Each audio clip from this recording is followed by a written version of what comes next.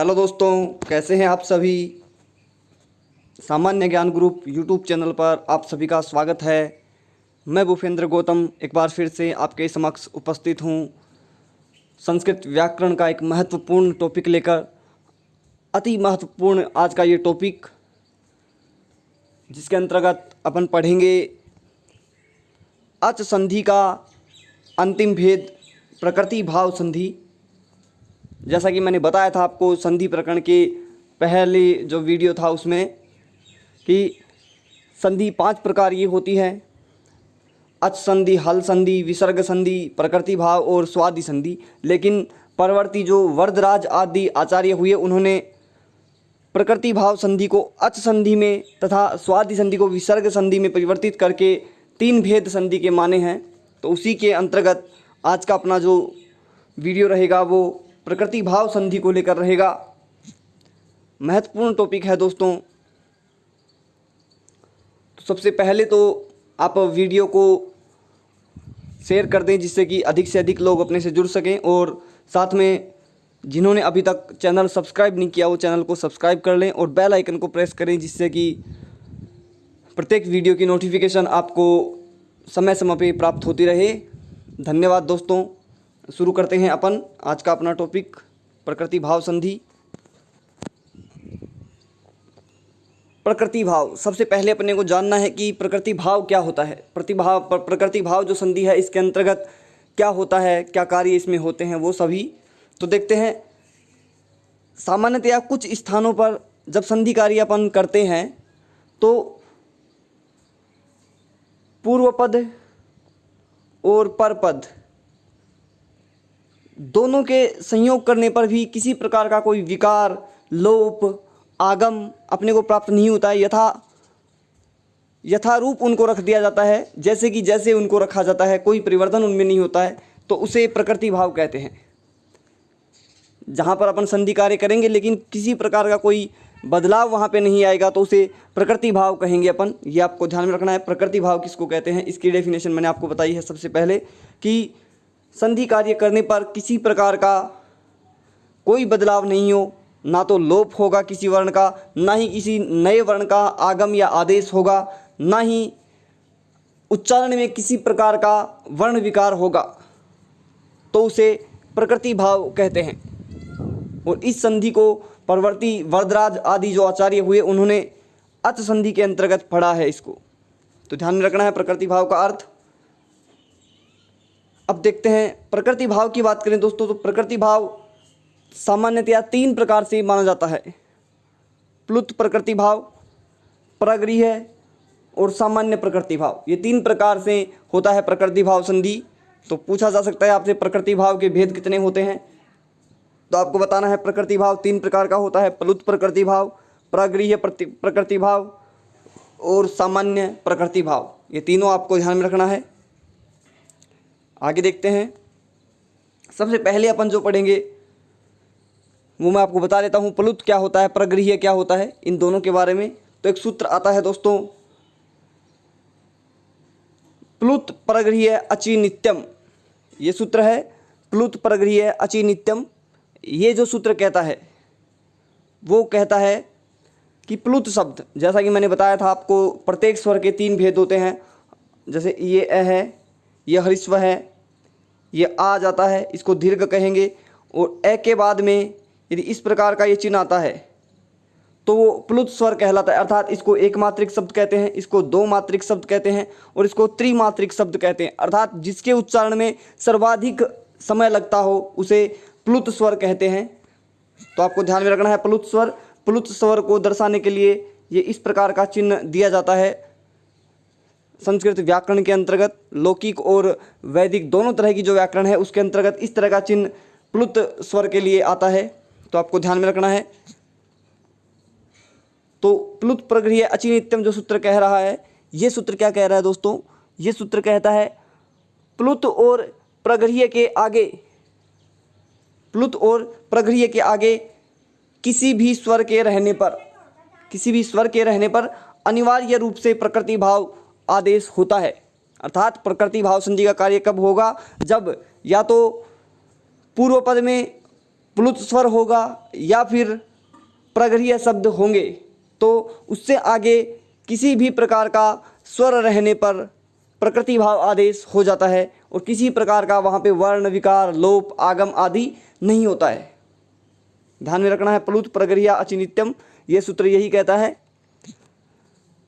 आगे जो 3 भेद मैंने बताए थे, अब उनको एक एक भेद को लेकर अपन चलेंगे कि प्लुत प्रकृति भाव क्या होता है, प्रगृह्य प्रकृति भाव क्या होता है और सामान्य प्रकृति भाव के अंतर्गत कौन से सूत्र आते हैं, कौन से नियम लगते हैं, उन सभी की बात अपन करेंगे।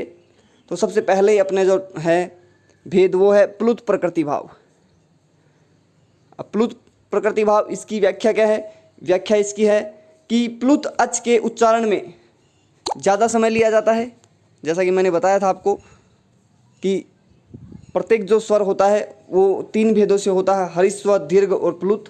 जैसा कि बता भी दिया था मैंने, एक बार और बता देता हूँ। ए, आ और ये ए है इस तरह का, और इसके आगे ये इस तरह का चिन्ह बना हुआ आता है, तो ये एक मात्रिक शब्द कहलाता है, ये द्विमात्रिक शब्द कहलाता है और ये त्रिमात्रिक, अर्थात इसके उच्चारण में कम समय लगता है। ए, इससे थोड़ा सा अधिक दीर्घ जो स्वर है आ, उसके उच्चारण में लगेगा, जैसे कि ए, आ। और प्लुत, इसके उच्चारण में जो है अत्यधिक समय लगेगा, इसको बोलेंगे अपन ए। इस तरह से एक लंबी ध्वनि के साथ इसका उच्चारण होता है, तो ध्यान में रखना है आपको। और यहाँ पे आगे दिया हुआ है कि त्रिमात्रिक जो स्वर होते हैं वो प्लुत कहलाते हैं।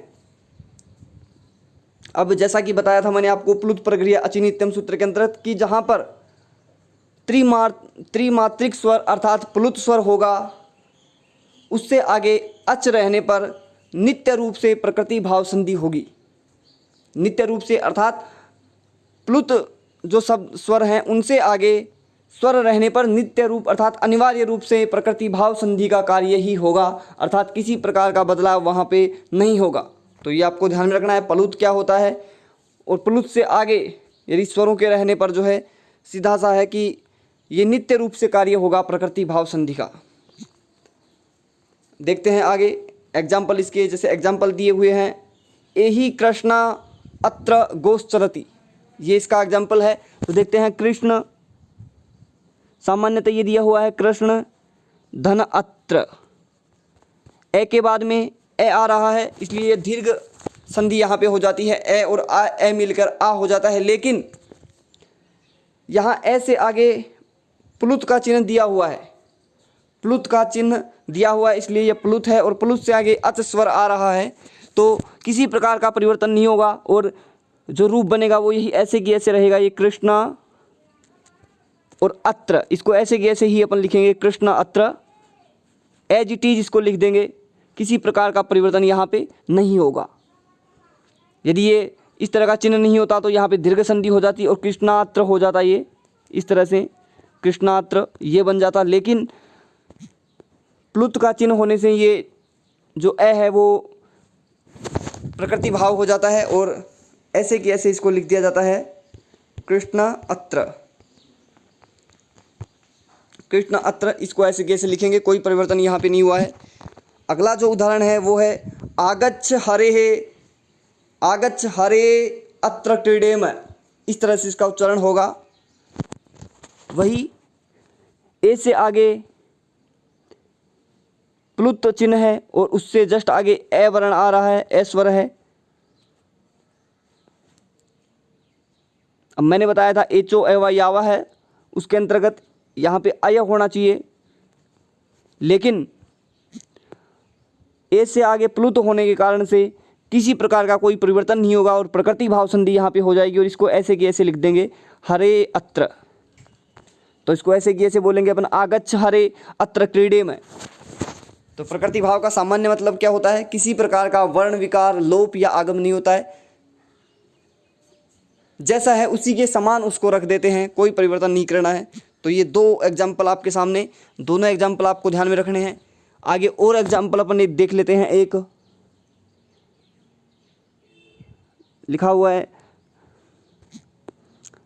राम अत्र अस्ति, राम अत्र अस्ति, इस तरह से लिख देते हैं अपन, राम अत्र अस्ति। अब ए और ए है, आ होना चाहिए, लेकिन ऐसे आगे प्लुत होने के कारण से किसी प्रकार का कोई परिवर्तन नहीं होगा और इसको ऐसे कैसे ही अपन लिख देंगे राम अत्रागच्छति या अत्रागच्छति, हाँ ये अत्रागच्छति ही होगा। तो इस तरह से इसको लिख देंगे, किसी प्रकार का कोई परिवर्तन नहीं होगा। तो ये आपको ध्यान में रखना है।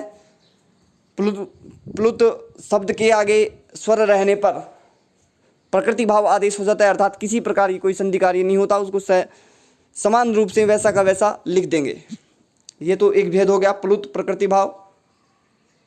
अगला देखते हैं प्रगरीय, क्योंकि अपन ने बात की है इसके 3 भेद होते हैं, प्लुत प्रकृति भाव, प्रगरीय प्रकृति भाव और सामान्य प्रकृति भाव। तो प्लुत अपन ने देख लिया, आप देखेंगे प्रगरीय जो प्रकृति भाव है उसको।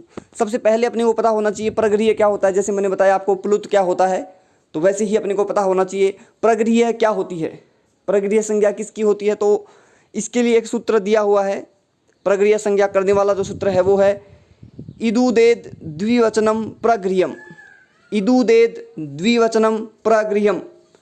ये जो सूत्र कहता है वो कहता है कि ऐसे शब्द जो दीर्घ ईकारांत, अर्थात ऐसे शब्द जो दीर्घ ई से समाप्त होते हो या फिर दीर्घ ऊ से समाप्त होते हो या फिर ए से एकार से समाप्त होते हो, ऐसे पद द्विवचनम जो रूप है, द्विवचन का जो रूप है उसमें बनते हैं, तो उसे प्रगरीय संज्ञा कहा जाता है। सामान्यतः मैं बता देता हूँ आपको कि कोई शब्द होता है, जैसे हरि शब्द है, दीर्घ इकारांत है, द्वितीया विभक्ति का ये रूप है, तो इसको प्रगरीय संज्ञा हो जाएगी इसकी। एक और देख लेते हैं, जैसे कवि रूप बनता है द्विवचन में, तो कवि दीर्घ इकारांत है, इसलिए इसकी भी क्या हो जाएगी, प्रगरीय संज्ञा हो जाएगी। तो आपको ध्यान में रखना है कि वे शब्द जो दीर्घ इकार से अंत हो या दीर्घ उकार से अंत हो या फिर एकार ए वर्ण से अंत हो और द्विवचन में प्रयोग हुआ हो, तो उसकी क्या हो जाती है, प्रगरीय संज्ञा हो जाती है। ध्यान में रखना है, बहुत ही सामान्य है। द्विवचन के रूप आपको ध्यान में होना चाहिए। द्विवचन का जो रूप होगा और उसके अंत में दीर्घ ई होगा या दीर्घ ऊ होगा या फिर ए होगा, तो उसकी क्या हो जाएगी, प्रगरीय संज्ञा हो जाएगी। और प्लुत प्रगृह्याचि नित्यम सूत्र कहता है, प्लुत या प्रगरीय शब्द से आगे अच रहने पर, अर्थात स्वर रहने पर उसकी क्या हो जाती है, प्रकृति भाव हो जाता है। तो प्रकृति भाव हो जाएगा। तो आपको मैंने प्लुत बता दिया है, प्रगरीय भी आपको बता दिया है। इसको एक बार और समझ लीजिए, प्रगरीय को, प्रगरीय एक बार और बता देता हूं मैं आपको। जैसे एक शब्द होता है हरि शब्द है, हरि शब्द से रूप बनते हैं प्रथमा में, इस तरह से ये रूप बनते हैं, हरि ही, हरि और हरिय है। ये 3 रूप बनते हैं प्रथमा विभक्ति में। ये प्रथमा एक वचन का रूप है, ये प्रथमा द्विवचन का रूप है और ये प्रथमा बहुवचन का रूप है।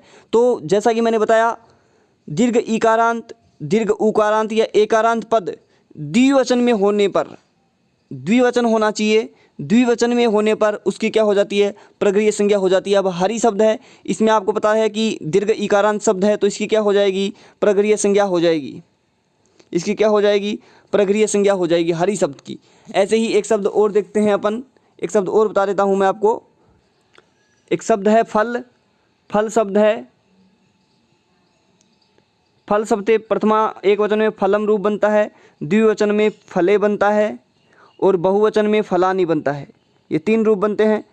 तो यहाँ पे बात हो रही है कि दीर्घ इकारांत, दीर्घ उकारांत, एकारांत, द्विवचनांत जो शब्द होते हैं उनकी प्रगरीय संज्ञा होती है। अब ये फले जो शब्द है ये एकारांत है और द्विवचन का रूप है, इसकी क्या हो जाएगी, प्रगरीय संज्ञा हो जाएगी। तो ये आपको ध्यान में रखना है। एक शब्द आता है धेनु शब्द है, धेनु शब्द से प्रथमा एक वचन में धेनु रूप बनता है, द्विवचन में धेनु, इस तरह का ये रूप बनता है, धेनु रूप बनता है और प्रथमा बहुवचन में धेनव है, इस तरह का ये रूप बनता है। तो इदु दे द्विवचनम प्रगृह्यम सूत्र कह रहा है दीर्घ ईकारांत दीर्घ उकारांत द्विवचन, तो ये यहाँ पे धेनु जो शब्द है वो द्विवचन में आ रहा है, दीर्घ उकारांत शब्द है, इसलिए धेनु इसकी भी क्या हो जाएगी, प्रगृह्य संज्ञा हो जाएगी। अब जैसे ही प्रगृह्य संज्ञा होती है और इनसे आगे स्वर रहता है तो उसकी क्या हो जाती है, प्रकृति भाव संधि वहाँ पे हो जाती है, अर्थात किसी प्रकार का परिवर्तन वहाँ पे नहीं किया जाएगा। तो ये आपको ध्यान में रखना है। तो प्रकृति भाव आपको ध्यान होना चाहिए, प्रकृति भाव क्या होता है, उसके बाद प्लुत स्वर क्या होते हैं वो भी मैंने बता दिया है, और प्रगृह्य संज्ञा भी आपको बता दी है मैंने, प्रगृह्य संज्ञा क्या होती है। अब देखते हैं इसके एग्जाम्पल। हरि एतौ एक रूप बनता है हरि एतौ। अब हरि मैंने बताया आपको, हरि जो है वो प्रथमा द्विवचन का रूप है हरि, तो इसकी प्रगृह्य संज्ञा हो जाती है। और इससे आगे स्वर है, इससे आगे ये स्वर आ रहा है, तो सामान्य रूप से यहाँ पर इको यणची सूत्र लग रहा है, इक के स्थान पर यण आदेश होना चाहिए, लेकिन ये द्विवचन का रूप होने के कारण से दीर्घ इकारांत होने से प्लुत प्रगृह्य अचि नित्यम सूत्र से क्या हो जाएगा, प्रकृति भाव हो जाएगा, और ऐसे की ऐसे ये रह जाएगा हरि एतौ। इस तरह से इसको लिख देंगे, ये यही बनेगा हरि एतौ, किसी प्रकार का कोई परिवर्तन इसमें नहीं होगा, क्योंकि इदु दे द्विवचनम सूत्र से हरि की जो है प्रगृह्य संज्ञा हो गई, और जिसकी प्रगृह्य संज्ञा हो जाती है उसका क्या हो जाता है, प्रकृति भाव हो जाता है, किसी प्रकार का कोई बदलाव नहीं होगा। तो हरि एतौ इसी तरह का ये रूप बनेगा। ऐसे ही आगे कवि शब्द में द्विवचन में रूप बनता है कवि, ये कवि रूप बनता है, और कवि से आगे है ई। अब यहाँ पे ई मिलकर दीर्घ संधि का कार्य होना चाहिए, लेकिन कवि दीर्घ इकारांत और द्विवचनांत शब्द है, तो इसकी प्रगृह्य संज्ञा हो जाएगी, और प्रगृह्य संज्ञा होते ही इसकी क्या हो जाएगा, प्रकृति भाव हो जाएगा, और किसी प्रकार का कोई बदलाव यहाँ पे नहीं होगा, और ये एज इट इज कवि ई है, इसी तरह का ये रूप बनेगा। आगे फले आनय, मैंने बताया था कि फले जो शब्द है वो प्रथमा द्विवचन में आता है, और इससे आगे स्वर है, तो इसकी भी प्रगृह्य संज्ञा हो जाएगी, और ऐसे कि इससे इसको लिख देंगे, कोई परिवर्तन नहीं होगा। फले आनय, इस तरह का ये इसको ऐसे की ऐसे लिख देंगे। आगे मुनि शब्द से द्विवचन का रूप बनता है मुनि, ये मुनि, और आगे स्वर है, तो इसमें भी प्रगृह्य संज्ञा होकर प्रकृति भाव हो जाएगा, और मुनि अत्र, इस तरह का ये रूप बन जाएगा, कोई परिवर्तन यहाँ पे नहीं होगा। तो आपको ध्यान में रखना है कि कोई परिवर्तन नहीं होगा यहाँ पे। इदु देद द्विवचनम प्रगृह्यम, इस सूत्र से जिस शब्द की प्रगृह्य संज्ञा हो जाएगी, अर्थात जिस पद की प्रगृह्य संज्ञा हो जाएगी, उसका आगे स्वर रहने पर प्रकृति भाव आदेश हो जाएगा। जैसे ये उदाहरण दिए हुए हैं, हरि एतौ, कवि यह, फले आनय, मुनि अत्र। और इसके देखते हैं पुस्तक, पुस्तक से द्विवचन में रूप बनता है पुस्तके, और पुस्तके शब्द से आगे ले लेते हैं अपन आनय, कि पुस्तकें लाओ। अब पुस्तकें ये प्रगृह्य संज्ञा हो गई है, इसकी द्विवचन का रूप है इसलिए प्रगृह्य संज्ञा हो जाएगी, उससे आगे स्वर है, तो एज इट इज इसको लिख देंगे, कोई परिवर्तन नहीं होगा। पुस्तकें आनय, ये लिख दिया, पुस्तकें आनय, कोई परिवर्तन यहाँ पे देखने को नहीं मिलेगा। ये थे इसके कुछ एग्जाम्पल, और एग्जाम्पल अपन अगले वीडियो में जब मैं इनके प्रश्नोत्तरी करवाऊंगा उसमें और एग्जाम्पल इसके रहेंगे। अब आगे इसी में और अपवाद दिया हुआ है कि अदस शब्द के मकार के बाद दीर्घ ई व दीर्घ ऊ के रहने पर वह प्रगृह्य हो जाता है। ये भी प्रगृह्य संज्ञा होती है, इससे भी एक सूत्र होता है अदसोमात, अदसोमात, अदसोमात सूत्र कहता है कि अदस शब्द जो है उसमें मकार होने पर दीर्घ ई व दीर्घ ऊ रहने पर उसकी क्या हो जाती है, प्रगृह्य संज्ञा हो जाती है। जैसे अदस शब्द से रूप बनता है अमु, ये रूप बनता है अमु, अमु रूप बनता है, ये उकारांत है, दीर्घ उकारांत शब्द है, इससे आगे स्वर है, तो यहाँ पे किसी प्रकार का परिवर्तन नहीं होगा, अर्थात अमु जो है इसकी क्या हो गई, प्रगृह्य संज्ञा हो गई, और प्रगृह्य संज्ञा होते ही इसको ऐसे के ऐसे लिख देंगे अमु आसाते, जैसे कि ये लिखा हुआ है, ये अमु आसाते ऐसे के ऐसे ये रह जाएगा। अदस शब्द से संबंधित ये 3 रूप ही आपको ध्यान में रखने हैं, तीनों में से पूछ लेगा। अमी धन ईसा, ये भी अदस शब्द से रूप बना है, अमी धन ईसा।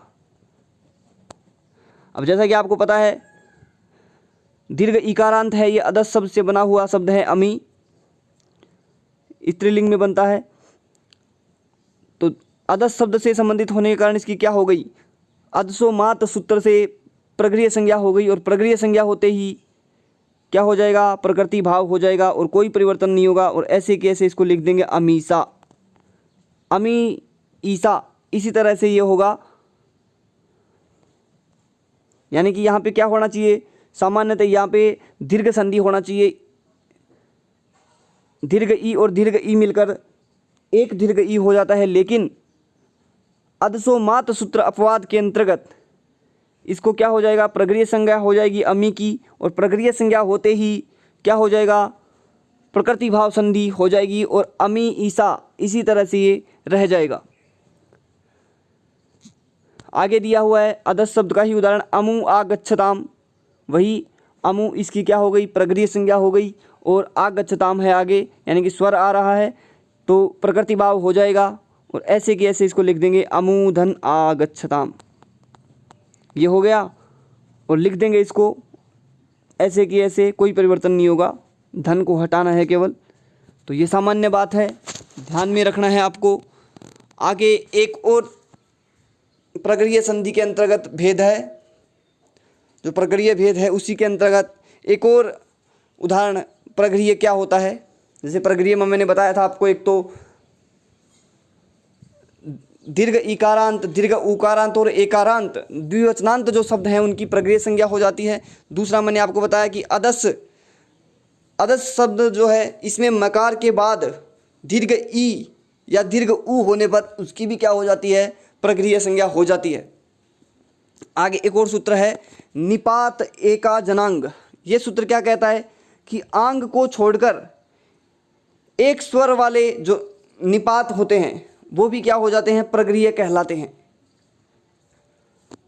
वो भी क्या कहलाते हैं, प्रगृह्य कहलाते हैं। जैसे दिया हुआ है रूप ई इंद्र है, ई इंद्र है, ये रूप दिया हुआ है ई इंद्र है। तो यहाँ पे क्या होना चाहिए, ई प्लस ई, ये मिलकर दीर्घ ई होना चाहिए, लेकिन ये ई अकेला है, अकेला स्वर है, इसलिए इसको क्या कहते हैं, निपात कहते हैं। और एक स्वर वाले निपात की क्या हो जाती है, प्रगृह्य संज्ञा हो जाती है। जिसकी प्रगृह्य संज्ञा हो जाती है वहाँ पे कौन सी संधि हो जाती है, प्रगृह्य संज्ञा हो जाएगी, और प्रकृति भाव संधि कार्य हो जाएगा। तो ई इंद्र है, इसको ऐसे कैसे लिख देंगे, आगे दिया हुआ है ई इंद्र है, उ उमेश है, वही उ उत्तिष्ठ है।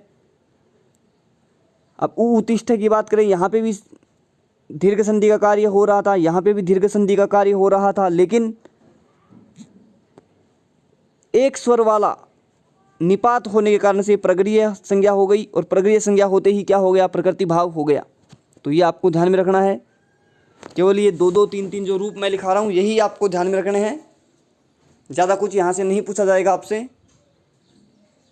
क्योंकि मूल एग्जाम्पल में इनके इतने ही 2-2, 3-3 एग्जाम्पल दिए हुए हैं। अन्य एग्जाम्पल बहुत कम आपको देखने में मिलते हैं इनके। तो यहाँ से यदि पूछा जाता है तो जो एग्जाम्पल्स मैं आपको लिखा रहा हूँ वहीं से पूछ लिया जाएगा। ये नियम आपको ध्यान में होना चाहिए थोड़ा सा। अब ये 2 प्रकृति भाव अपने हो गए हैं, प्लुत प्रकृति भाव और प्रगृह्य प्रकृति भाव। अब आगे बताया मैंने 3 प्रकार के होते थे, तो अगला जो तीसरा भेद है वो है सामान्य प्रकृति भाव। सामान्य प्रकृति भाव, इसके अंतर्गत एक सूत्र आता है इको सवर्णे साकल्यस्य। ये सूत्र आता है इको सवर्णे साकल्यस्य। ये जो सूत्र कहता है कि पदांत अर्थात पद के अंत में, पदांत का मतलब होता है जहाँ पे पद समाप्त हो गया हो उसके अंत में ई उ री लरी ये होने पर तथा इनसे आगे असमान स्वर रहने पर विकल्प से प्रकृति भाव हो जाता है। अब ये इको अस्वर्णे साकल्य से जो सूत्र है वो विकल्प से कार्य करता है, अर्थात एक बार होगा और एक बार नहीं होगा, अर्थात एक बार प्रकृति भाव संधि होगी और एक बार संबंधित जो दूसरी संधि के नियम लगते हैं वो संधि हो जाएगी। जैसे देखते हैं, तो आपको ध्यान में रखना है ये कि ऐसे ई ऊ री री जो पदांत में हो और उससे आगे कोई असमान स्वर हो, कोई असमान स्वर हो, तो वहाँ पे क्या होता है, विकल्प से प्रकृति भाव आदेश होता है। ये सूत्र तो कहता है इको सवर्णे साकल्य से। आगे एक और सूत्र इसमें दिया हुआ है हरिस्वश्च। ये सूत्र क्या कहता है कि पदांत ई ऊ री ली के आगे असमान स्वर रहने पर विकल्प से प्रकृति भाव आदेश होगा। जबकि यदि ये मान लो कि जो पदांत ई ऊ री ली ये दीर्घ होते हैं, जैसे ई होता है या ऊ होता है या री होता है या फिर ली होता है, तो ये जो दीर्घ हैं इनको भी क्या हो जाएगा, ऋस्व एकादेश हो जाएगा, अर्थात ऋस्व हो जाएगा। इनका भी दीर्घ जो वर्ण होंगे उनका भी ऋस्व हो जाएगा।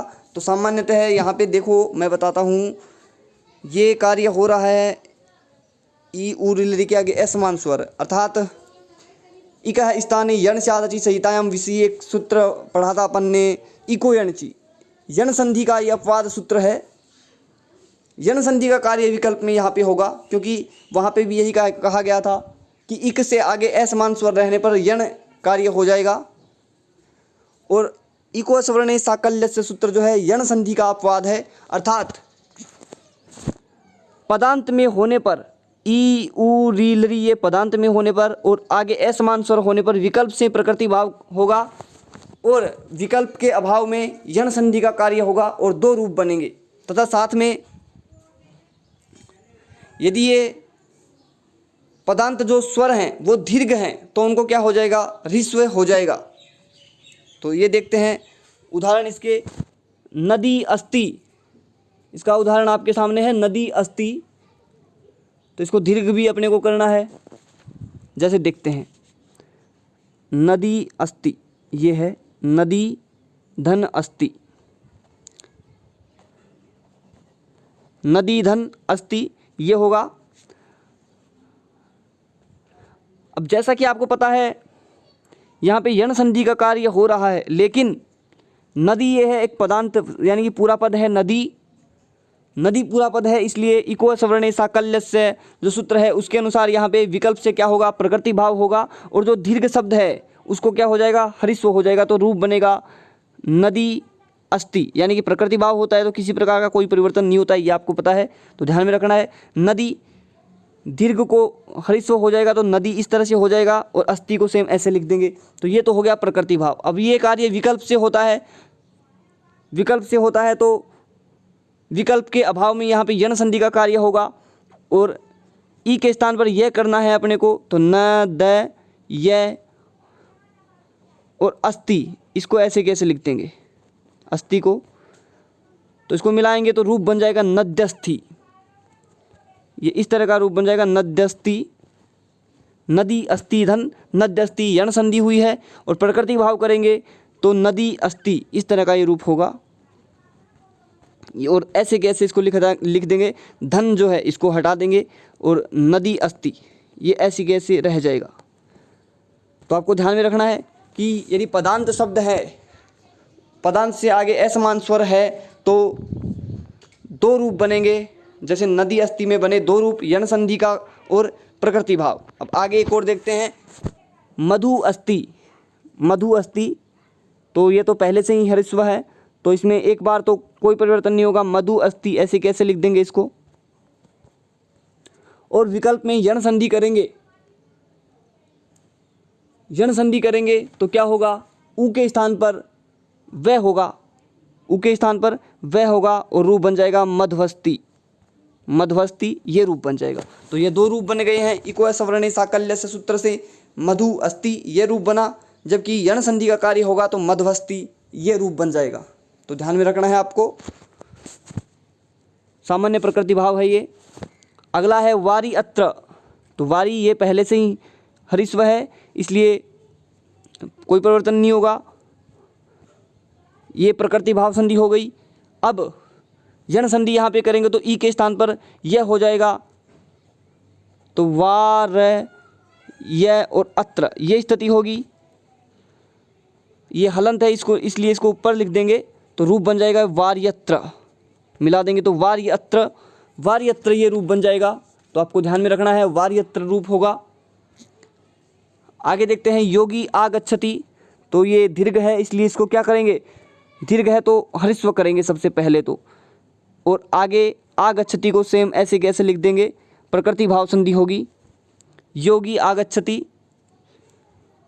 अब अपने को करना है यहाँ पे यण संधि, तो ई के स्थान पर वही यह करेंगे, तो यह करते ही ये योग्य है, और आगे ये आ है तो आ को इसमें मिला देंगे, आ हो गया, और गच्छति सेम लिख देंगे ऐसे, तो ये दो रूप बन जाएंगे, योगी आगच्छति और योग्य आगच्छति।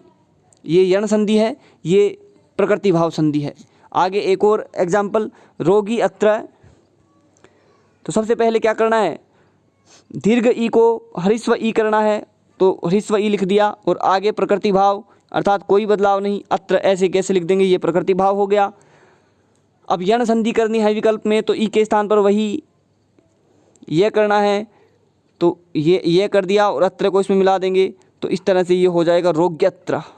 ये दो रूप बन जाएंगे, रोगी अत्र और रोग्यत्र, ये दोनों रूप बनेंगे इको सवर्णे साकल्य से सूत्र से। तो ये थी अपनी प्रकृति भाव संधि। इसके अंतर्गत और भी बहुत से सूत्र लगते हैं और भी नियम बनते हैं प्रकृति भाव करने के, लेकिन रीट में जो इम्पोर्टेंट हैं वही मैं आपको लिखा रहा हूँ, इससे बाहर नहीं जाएगा।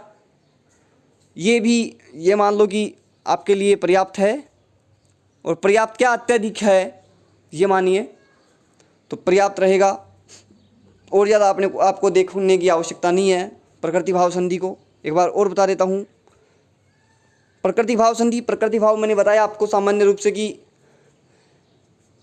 संधि कार्य करने पर किसी प्रकार का कोई बदलाव नहीं होता, उसको प्रकृति भाव कहते हैं। प्रकृति भाव तीन प्रकार का होता है, प्लुत प्रकृति भाव, प्रगरीय और सामान्य। प्लुत प्रगरीय अचिनित्यम ये सूत्र कहता है, प्लुत और प्रगरीय स्वर के आगे स्वर रहने पर अनिवार्य रूप से प्रकृति भाव संधि का कार्य होता है। प्लुत के बारे में फिर मैंने आपको बताया था, एही कृष्ण अत्र गोचरति। प्रगरीय भी मैंने बता दिया कि जो दीर्घ इकारांत, दीर्घ उकारांत और एकारांत द्विवचन के रूप होते हैं उनकी क्या हो जाती है, प्रगरीय संज्ञा होती है, और जिनकी प्रगरीय संज्ञा हो जाती है उनका क्या हो जाता है, प्रकृति भाव हो जाता है। आगे फिर मैंने आपको बताया अदस शब्द में जो मकार होता है, यदि उसमें दीर्घ इकारांत और दीर्घ ऊ जुड़ा हो तो उसको भी क्या हो जाता है, प्रगरीय संज्ञा हो जाती है। आगे बताया मैंने कि जो एक स्वर वाले निपात होते हैं वो भी क्या हो जाते हैं, प्रगरीय हो जाए। आंग, आंग का यहाँ पे कोई मतलब नहीं है, आंग का मैं बताऊंगा आपको। आंग दो प्रकार का होता है, तो अभी आपको इसकी आवश्यकता नहीं है रीट लेवल पर। तो आपको केवल यही ध्यान में रखना है कि एक स्वर वाले जो निपात होते हैं उनको प्रगरीय कहा जाता है, जैसे ई इंद्र है, ऊ उमेश है, ऊ उत्तिष्ठ है, इसी तरह से। आगे फिर सामान्य प्रकृति भाव के अंतर्गत इको सवर्णे साकल्यस्य हर्स्वश्च सूत्र जो है वो कहता है कि पदांत ई ऊ री लि के होने पर और उससे आगे असमान स्वर होने पर विकल्प से प्रकृति भाव होता है, अर्थात दो रूप बनते हैं, एक बार यण संधि का कार्य और एक बार प्रकृति भाव। उदाहरण भी आपके सामने रखे थे मैंने, नदी अस्ति, तो दो रूप यहाँ पे बने थे, हरिस्व होकर नदी अस्ति, और दीर्घ यण आदेश कर देंगे इसको तो नद्यस्ति, इस तरह का ये रूप बन जाता है नद्यस्ति। तो इसी तरह से सभी के दो दो रूप बनेंगे। तो दोस्तों ये तो था अपना प्रकृति भाव संधि, और आज अपना जो है अच संधि का भेद कंप्लीट हो चुके हैं। अगले दो वीडियो में अपन बात करेंगे केवल अब तक जो अपने टॉपिक हो चुके हैं, संज्ञा प्रकरण और संधि प्रकरण, दोनों से महत्वपूर्ण प्रश्नों की कम से कम 100 प्रश्न अगले दो वीडियो मेरे द्वारा आपको हल करवाए जाएंगे। तो अधिक से अधिक आप पढ़ें इसको, जो समझ में नहीं आया आप कमेंट में पूछ सकते हो, और तैयारी कीजिए जिससे कि आपकी तैयारी का लेवल मेरे द्वारा जांच की जा सके और आपको खुद को भी पता लगेगा कि अपने को कितना अब तक समझ में आया है। तो धन्यवाद दोस्तों।